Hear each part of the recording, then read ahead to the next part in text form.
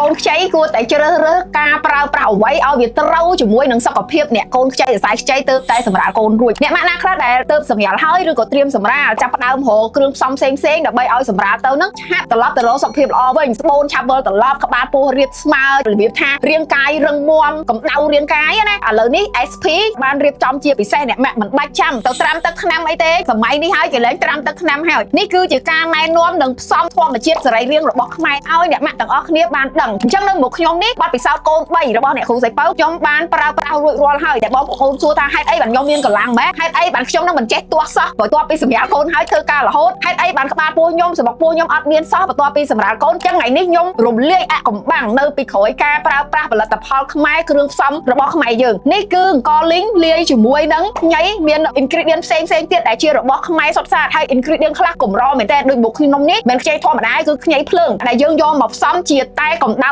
រាងកាយធូរស្រាលតែនេះគឺល្អខ្លាំងមែនតើព្រោះគ្រាន់តែយើងហត់ហើយក៏យើងមានអារម្មណ៍ថា relax ហើយវាធូរស្រាលតែម្ដងអញ្ចឹងសម្រាប់អ្នកម៉ាក់ឬក៏គ្រប់គ្នាដែលចង់ឲ្យប្រព័ន្ធភាពស៊ាំរឹងមាំកម្ដៅរាងកាយដកដង្ហើមស្រួលប្រព័ន្ធរំលាយអាហារយើងធ្វើការបានល្អចង់ឲ្យបានរាងស្អាតបែបធម្មជាតិសូមកុំភ្លេចថាឱសថខ្មែរយើងដែលបងប្អូនហៅថាថាខ្មែរហ្នឹងល្អខ្លាំងមែនតើអញ្ចឹងថ្ងៃនេះខ្ញុំសូមចូលរួមជាមួយបងប្អូនទាំងអស់គ្នារយៈពេល5ឆ្នាំ3ឆ្នាំកូន3ហ្នឹងយកបទពិសោធន៍និងការស្រាវជ្រាវបន្ថែមមកបង្កើតជាតែសុខភាពកម្ដៅរាងកាយដែលខ្ញុំដាក់ឈ្មោះថាធូរស្រាលក្រុមប្រេនធូរ៉ាគឺធូរស្រាលភ្លាមអញ្ចឹងអ្នកម៉ាក់ណាដែលកូនខ្ចីឬក៏អ្នកដែលកំពុងតែមានតៃពោះក៏គាត់ប្រើប្រាស់បានឬក៏អ្នកដែលគាត់អស់កម្លាំងរហ័សរហ័យផ្ដាសាយអ្នកដែលគាត់ធុញថប់អ្នកដែលញ៉ាំស្រាហើយសង្វឹងងើបអត់រួចអានេះគឺល្អមែនតើហ្មងសម្រាប់សុខភាពហើយញ៉ាំទៅមានកម្លាំងតែម្ដងខ្ញុំមានអារម្មណ៍ចម្លែកដែរដោយសារអីតាំងពីព្រឹកស្មានហ្នឹងខ្ញុំអត់ទាន់ញ៉ាំបាយទេនិយាយមែនហេតុអីបើខ្ញុំអត់ឃ្លានបាយព្រោះអី2ថ្ងៃហ្នឹងខ្ញុំញ៉ាំតែមួយថ្ងៃហ្នឹង2ដងហើយនេះដោយសារវាមានអង្គផងវាមានគ្រឿងផ្សំផ្សេងផងយើងរៀងស្រឡះការពិតផ្ដាសាយក៏វាធូរហើយដូចជាយើងមានកម្លាំងអញ្ចឹងអានេះគឺលោកប្រមេដែលហៅថាអង្គហ្នឹងឯងបងប្អូនល្អខ្លាំងមែនតើអញ្ចឹងមានអ្នកឆាតច្រើនដែរសួរថាទិញនៅណាអាចទិញបាននៅក្នុង page ឬក៏ link Telegram ដែលខ្ញុំដាក់យើងមាន2សាយជូនបងប្អូនអរគ្នាទី1កន្លះគីឡូមួយទៀត1គីឡូតែបើអ្នកដែលគាត់សម្រាប់កូនខ្ញុំលើកទឹកចិត្តឲ្យយក1គីឡូឬក៏យកឲ្យច្រើនហើយព្រោះនេះក៏មិនស្រួលធ្វើដែរយើងពិបាកធ្វើមែនតើតម្រាំតែធ្វើបានវាចាយពេលវេលា